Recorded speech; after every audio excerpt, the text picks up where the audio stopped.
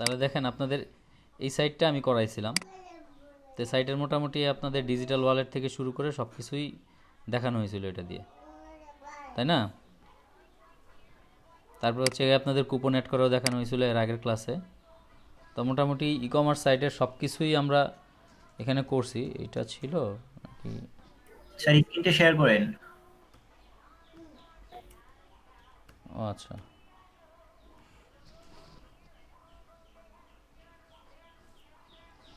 E commerce বিজনেসের মধ্যে আপনার দুই ধরনের বিজনেস আছে।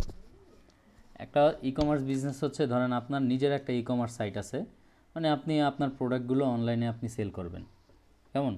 সেটা হচ্ছে এক ধরনের ই কমার্স বিজনেস। আরেকটা হচ্ছে আপনার নিজেরও প্রোডাক্ট আছে, আপনি চিন্তা করলেন যে আমার এই সাইটটা যেহেতু আছে, আমার প্রোডাক্টও থাক, আমি আমার প্রোডাক্টগুলো সেল করব, প্লাস হচ্ছে কি আমি এখানে এমন কিছু সিস্টেম করে দিব আপনার, যেখানে অন্যরাও তাদের প্রোডাক্টগুলো সেল করতে পারবে। তাদের এই সেলেবল প্রোডাক্টের মধ্যে থেকে তারা যে প্রোডাক্টগুলো সেল করবে, সেখান থেকে আমি কিছু কমিশন এখানে নিব, যেহেতু আমার মার্কেট প্লেস, আমার ওয়েবসাইট তারা ইউজ করতেছে। এই কনসেপ্টটাই হচ্ছে আপনার মাল্টি ভেন্ডর কনসেপ্ট। যেমন হচ্ছে গিয়ে ধরেন আমরা যদি, এক্সকিউজ মি একটু, মাল্টি ভেন্ডরের কনসেপ্টটা হচ্ছে এইরকম, যেমন আপনার যে ই কমার্স সাইট, সেটা হচ্ছে আপনার একটা শপিং মল, কেমন? আপনার একটা শপিং মল, এই শপিং মলের ভিতরে দেখেন হিউজ পরিমাণ স্টোর আছে, এই যে স্টল আছে, মানে দোকান আছে। এই দোকানগুলোতে কিন্তু প্রত্যেক দোকানদার, মানে হচ্ছে গিয়ে প্রত্যেক স্টোরের মালিক বা প্রত্যেক শপের মালিক তাদের নিজস্ব নিজস্ব প্রোডাক্ট বিক্রি করে, কেমন? এই প্রোডাক্টগুলো যে বিক্রি করে, এখানে শপিং মলের যে মালিক, সে যে তাদেরকে জায়গা দিছে, তার লাভ কি? শপিং মলের মালিকের একটা লাভ আছে না? তার প্রফিটটা কি এখানে তাদেরকে বিক্রি করতে দেওয়ার? প্রফিট হচ্ছে সে এই যে স্টোরগুলো দিছে, এই স্টোরগুলোর একটা নির্দিষ্ট ভাড়া পায়, মান্থলি একটা রেন্ট সে তাদের কাছ থেকে নেয়। আর আপনার এই মাল্টি ভেন্ডর ই কমার্স সাইটের প্রফিটটা কি? যেমন আপনি একটা multi vendor e commerce site তৈরি করলেন, আপনার সাইটটা, এই যে ই কমার্স সাইটটা আপনি তৈরি করলেন, এখানে তো আপনি আপনার প্রোডাক্টগুলো সেল করতেছেন, পাশাপাশি যদি আপনি এটা মাল্টি ভেন্ডর হয়, তাহলে অন্য যে কেউ তাদের প্রোডাক্টগুলো এখানে সেল করতে পারবে, কেমন? অন্য যে কোনো ভেন্ডর আপনার এখানে এসে তাদের প্রোডাক্টগুলো সেল করতে পারবে। যেমন দারাজ, আপনি যদি দারাজে দেখেন, দারাজের কি এগুলো নিজস্ব প্রোডাক্ট? দারাজ কি আমাদের বাংলাদেশি কোম্পানি? আপনারা কি জানেন? এই যে দারাজ, দারাজ কি বলছে এখানে দেখেন, দেশের ১ নম্বর ই কমার্স সাইট দারাজ, বিক্রি করুন দারাজে, পৌঁছে যান ৭০ লক্ষ ক্রেতার কাছে। তার মানে বোঝা যাচ্ছে যে এখানে ৭০ লক্ষ লোক তার এখানে অ্যাভেলেবেল ভিজিট করে আর কি, এই লোকগুলো। নাহলে তো সে কাউন্টটা বলতে পারতো না, মানে এই অ্যামাউন্টটা বলতে পারতো না। আর দারাজ হচ্ছে এমন একটা সাইট যেখানে তাদের নিজস্ব কোনো প্রোডাক্ট নাই। দারাজ কিন্তু নিজস্ব প্রোডাক্ট নেই, এগুলো সব হচ্ছে কি, যত প্রোডাক্টই আপনি দেখতেছেন কোনো না কোনো ভেন্ডরের প্রোডাক্ট এগুলো। এই যে দেখেন আপনি এখান থেকে, এই যে খাস ফুড, খাস ফুডের এখানে এখানে দেওয়া আছে, খাস ফুডের একটা মধু দেওয়া আছে, কিন্তু খাস ফুডের কিন্তু আলাদা একটা ওয়েবসাইটও আছে। আপনারা দেখেন খাস ফুড কিন্তু নিজেরা ই কমার্স বিজনেস করে, খাস ফুডের প্রোডাক্টগুলো তারা দারাজে বিক্রি করতেছে। তার মানে খাস ফুড নিজস্ব ই কমার্স সাইট আছে, সেখানেও তাদের প্রোডাক্ট বিক্রি করতেছে, তাদের প্রোডাক্ট আবার দারাজেও বিক্রি করতেছে। তাহলে দারাজের প্রফিটটা কি? দারাজের প্রফিট হচ্ছে সে প্রত্যেকটা সেলারকে, প্রত্যেকটা ভেন্ডরকে একটা একটা শপ সেট আপ করার অপশন দিয়ে রাখছে। প্রত্যেকে তার নিজের নিজের স্টোর সেট আপ করে নেয়, সেখানে তার নিজের প্রোডাক্ট সে বিক্রি করে। কথা বুঝতে পারছেন? প্ল্যাটফর্ম হচ্ছে দারাজ একটা শপিং মলের মতো। শপিং মলে যেমন দোকানদাররা তাদের প্রোডাক্টগুলো তাদের দোকানের মধ্যে বিক্রি করে, এবং সেখান থেকে ওই আপনার শপিং মলের যে ওনার, সে মান্থলি দোকানের ভাড়া নেয়, তেমনি এই দারাজ বা মাল্টি ভেন্ডর ওয়েবসাইটগুলো তাদের প্রত্যেকটা প্রোডাক্ট বিক্রির ক্ষেত্রে, এই যে অন্যান্য ভেন্ডর যারা তাদের প্রোডাক্ট বিক্রি করে, যেমন খাসফুড আছে, তারপর হচ্ছে গিয়ে আপনার এই যে ওয়াল টাচ আছে, মলফিক্স আছে, হ্যাঁ কেমন, এনএক্স বাংলাদেশ আছে, এসিআই আছে, তারপর হচ্ছে আদর্শ আছে, এই যে এই ধরনের স্টোরগুলো তারা তাদের প্রোডাক্টগুলো বিক্রি করতেছে, তাদের প্রত্যেকটা প্রোডাক্টের সেলের উপরে একটা কমিশন তারা পায়। কে পায়? দারাজ পায়। কীভাবে কমিশন পায়? আপনার দারাজের কমিশন সিস্টেম হচ্ছে 10%। আপনি যদি দারাজের ওয়েবসাইটে একটা প্রোডাক্ট আপলোড দিয়ে বিক্রি করেন ১০০ টাকা, তাহলে সেই প্রোডাক্টের 10% মানে হচ্ছে 10 টাকা কমিশন পাবে দারাজ, আর 90 টাকা আপনি পাবেন। আপনি যদি একটা প্রোডাক্ট বিক্রি করেন 900 টাকা, কেমন, সেখান থেকে আপনি 90 টাকা মানে দারাজ 90 টাকা কমিশন পাবে, আর হচ্ছে গিয়ে আপনার 810 টাকা আপনি পাবেন। এই হচ্ছে মাল্টি ভেন্ডর ওয়েবসাইটের ফ্যাসিলিটি। আর হচ্ছে গিয়ে আরেকটা বিষয় কি, এসব মাল্টি ভেন্ডর ওয়েবসাইটে ভিজিটর অনেক বেশি থাকে। যেমন আমি আপনাদের দেখানোর জন্য এখানে জয়েন করলাম, এখানে হিউজ পরিমাণ ভিজিটর আছে, কিন্তু লক্ষ লক্ষ ভিজিটর তাদের এখানে আসে। কথা বুঝতে পারছেন কিনা? এই যে দেখেন খাসফুড, নিজের ই কমার্স সাইট আছে, তাদের কিন্তু ই কমার্স সাইট আছে। এই যে দেখেন খাসফুড হোম, তাদের প্রোডাক্টও সে দারাজে বিক্রি করতেছে। দারাজে তারা একটা স্টোর খুলে রাখছে, তার মানে ওদের প্রোডাক্ট ওদের এখান থেকেও মানুষ কিনতে পারে, আবার দারাজ থেকেও কিনতে পারে। দারাজ যদি আপনি ফাস্টফুডের কোনো প্রোডাক্ট কিনেন, তার মানে অবশ্যই ওইভাবে দারাজ ফাস্টফুডের কাছ থেকে কমিশন রাখতেছে। তো আমরা আমাদের যেই ওয়েবসাইটটা বানাইছে, আমাদের ই কমার্স সাইট, এটা এখনও সব কিছু ফুলফিল হয় নাই, কেমন, আরও কিছু জিনিস বাকি আছে। এখানে আমরা একটা মাল্টি ভেন্ডর সিস্টেম তৈরি করব, কেমন, এই ওয়েবসাইটটাকেই একটা মাল্টি ভেন্ডর ই কমার্স ওয়েবসাইটে পরিণত করব দারাজের মতো। এটা কিভাবে? এটা হচ্ছে ছোট্ট একটা প্লাগইন আছে, এই প্লাগইনের মাধ্যমে। এই যে দেখেন খাসফুড, ওদেরটাও কিন্তু খুব ভালো একটা সাইট, ই কমার্স সাইট। এখান থেকে মানুষ সরাসরি ক্রয় বিক্রয় মানে প্রোডাক্ট কিনতে পারে। ওদেরটা আবার মাল্টি ভেন্ডর না, কিন্তু ওদেরটা শুধুমাত্র ই কমার্স সাইট। আচ্ছা, আমরা আমাদের সাইটে আসি। আমি অ্যাডমিন প্যানেলে গেলাম, ডব্লিউপি অ্যাডমিন।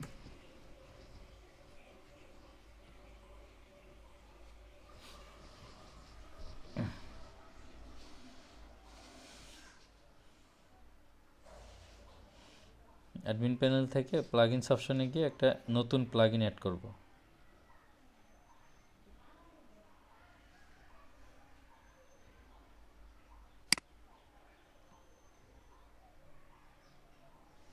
Add new.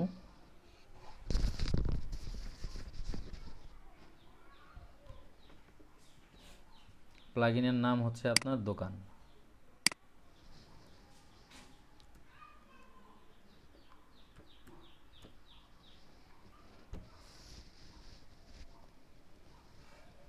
খুব সিম্পল একটা প্লাগইন।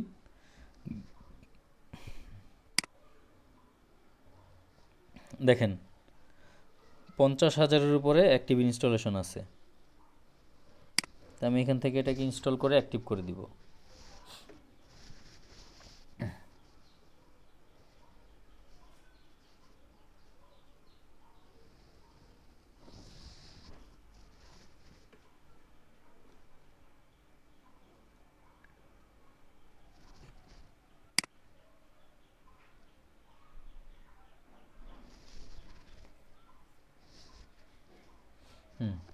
এই যে আমার এখানে দোকানের সেটআপটা চলে আসছে।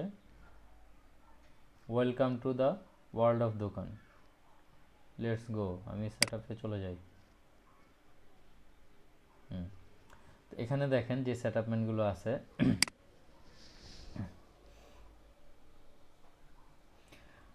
Vendor store URL.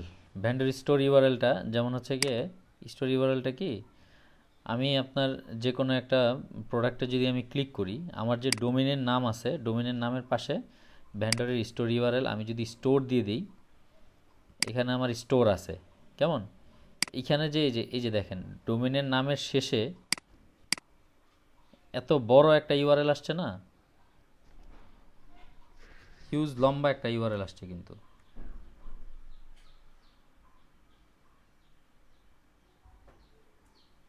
বিশাল।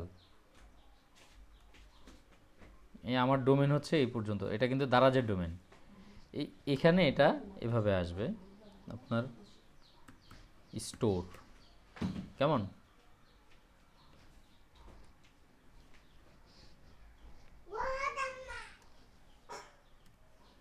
যেমন এই যে এই ইউআরএলটা আসবে।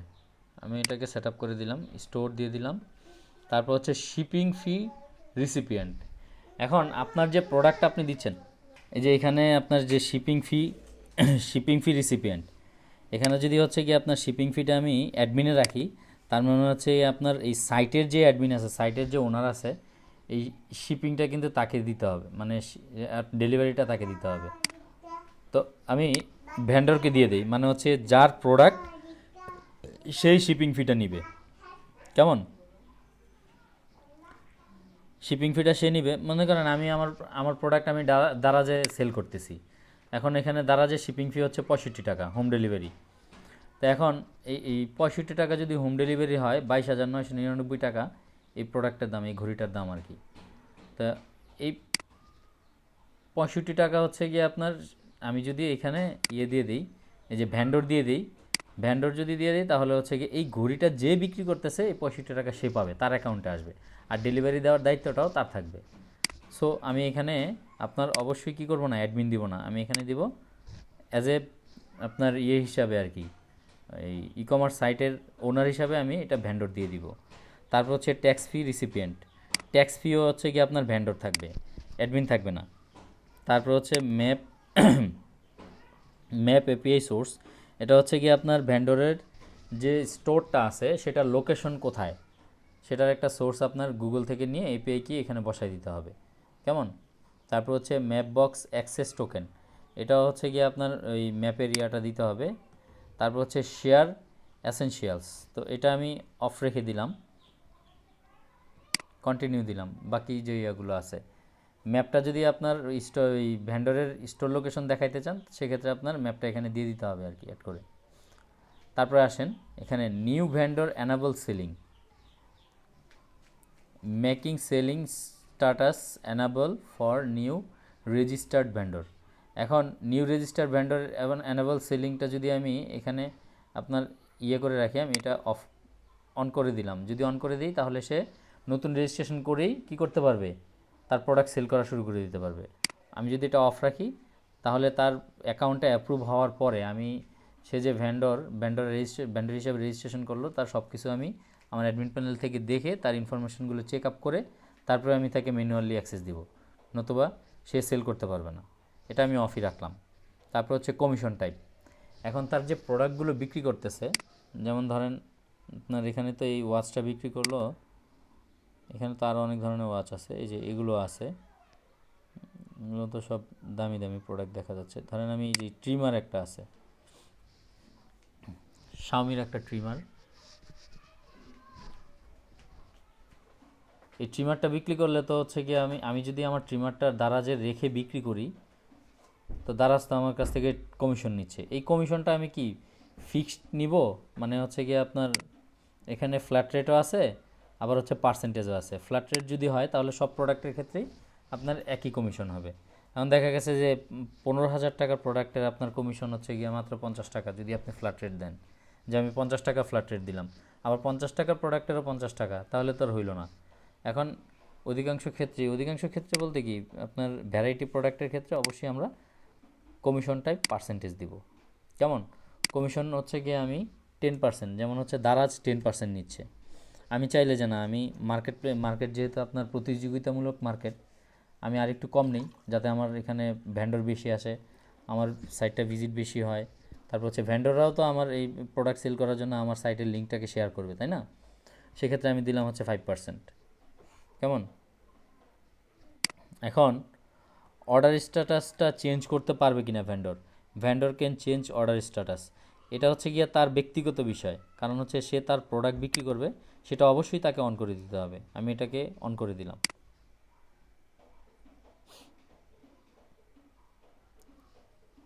ব্র্যান্ডের যেহেতু তার প্রোডাক্ট বিক্রি করবে, এখন সে এটাকে আপনার অর্ডার কি প্রসেসিংয়ে রাখবে নাকি কমপ্লিট দিবে না অন হোল্ডে রাখবে না, সে কি করবে সেটা তার ব্যক্তিগত বিষয়, সেটাকে আমি হাত দিতে পারি না সে জায়গায়।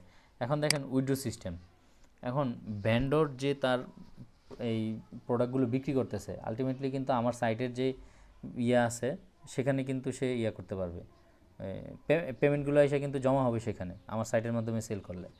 এখন উইথড্র মেথড আমি দুইভাবে দিতে পারি, এখানে পেপাল আছে, যেহেতু আমাদের বাংলাদেশে পেপাল সাপোর্ট করতেছে না, আমি ব্যাঙ্ক ট্রান্সফারটা দিলাম। কেমন? ব্যাঙ্ক ট্রান্সফার দিলে ওই যে রেজিস্ট্রেশন করতেছে ওখানে রেজিস্ট্রেশন ফর্মে এসে তার টোটাল ব্যাঙ্কের ইনফরমেশনগুলো এখানে থাকবে। এখন একজন ভ্যান্ডর অনেক ধরনের প্রোডাক্টই সেল করতে পারে। কেমন?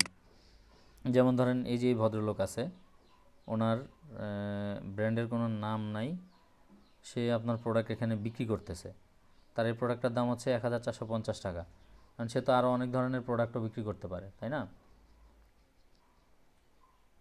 এই যে ঢাকা নর্থ বনানী, এটা হচ্ছে গিয়ে আপনার তার স্টোরের অ্যাড্রেস। তারপরে দেখেন এখন এইখানে যে তার প্রোডাক্টগুলো বিক্রি করলো, এটা কিন্তু দারাজের অ্যাকাউন্টে গিয়ে চলে যাবে, সে যদি আপনার নিজে দায়িত্ব না নেয়, দারাজ যদি ডেলিভারি দেয়, দারাজের নিজের অ্যাকাউন্টে এই টাকাগুলো যুক্ত হবে। এখন কত টাকা পর্যন্ত জমা হইলে সেখান থেকে সে দারাজের অ্যাকাউন্ট থেকে তার অ্যাকাউন্টে উইথড্র করতে পারবে, টাকাগুলো ট্রান্সফার দিতে পারবে, সেটা লিমিট এখানে দিয়ে দিতে হবে। আমি দিলাম মিনিমাম 5000 টাকা জমা হইলে সে কী করতে পারবে, উইথড্র রিকোয়েস্ট দিতে পারবে, এর আগে দিতে পারবে না। কেমন? তা আমি 5000 টাকা দিয়ে দিলাম। Order status for withdraw, withdraw order status হচ্ছে গিয়ে আপনার অবশ্যই অর্ডার স্ট্যাটাস যদি কমপ্লিটেড হয় তখন সে কী করতে পারবে, উইথড্র করতে পারবে। দেন আমি এটা কন্টিনিউ দিয়ে দিলাম।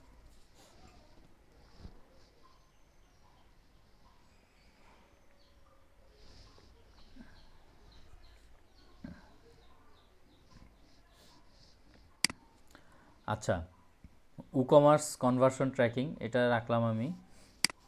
আর হচ্ছে গিয়ে আপনার সিম্পলিফাইড ইমেল মার্কেটিং,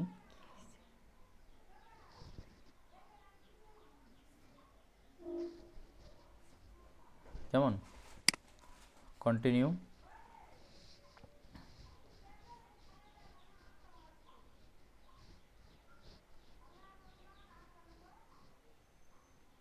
ওকে,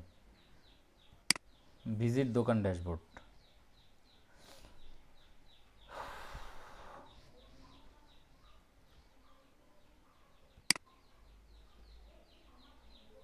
এই যে এখানে আমার হচ্ছে গিয়ে আপনার সেলসের রিপোর্টগুলো পাবো আমি, কেমন?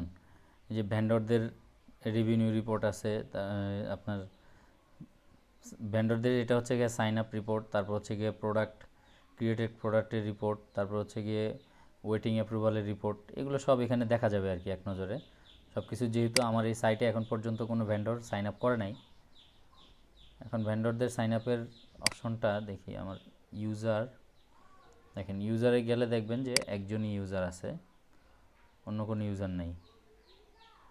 আচ্ছা, আমি অল ইউজারে দেই।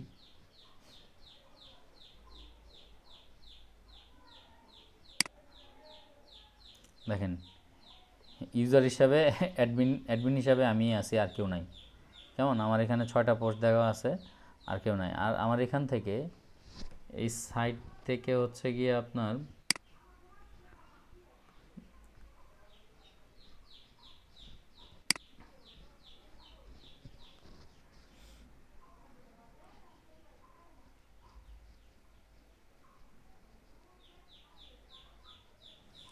এই যে মাই অ্যাকাউন্টে গিয়ে আপনার এখানে মাই অ্যাকাউন্ট, এটা হচ্ছে আমার তো অ্যাকাউন্ট আছেই। আর এখানে যাদের অ্যাকাউন্ট নেই, এই রেজিস্ট্রেশনে গিয়ে রেজিস্ট্রেশন করে তারপর হচ্ছে গিয়ে তাদেরও এখানে প্রোডাক্ট আপলোড করার একটা ড্যাশবোর্ড চলে আসবে। এই যে আমরা যেমন এখান থেকে এই ই-কমার্সের অপশন থেকে করতেছি না, তারা হচ্ছে গিয়ে আপনার মেন সাইটের ড্যাশবোর্ড থেকেই করতে পারবে ভেন্ডররা তাদের প্রোডাক্টগুলো। তারা তো আবার অ্যাডমিন প্যানেলে আসবে না, তাদের অ্যাডমিন প্যানেলে আসতে হবে না। কথা বুঝতে পারছেন কি না? তো আমার এই কাজটা করার জন্য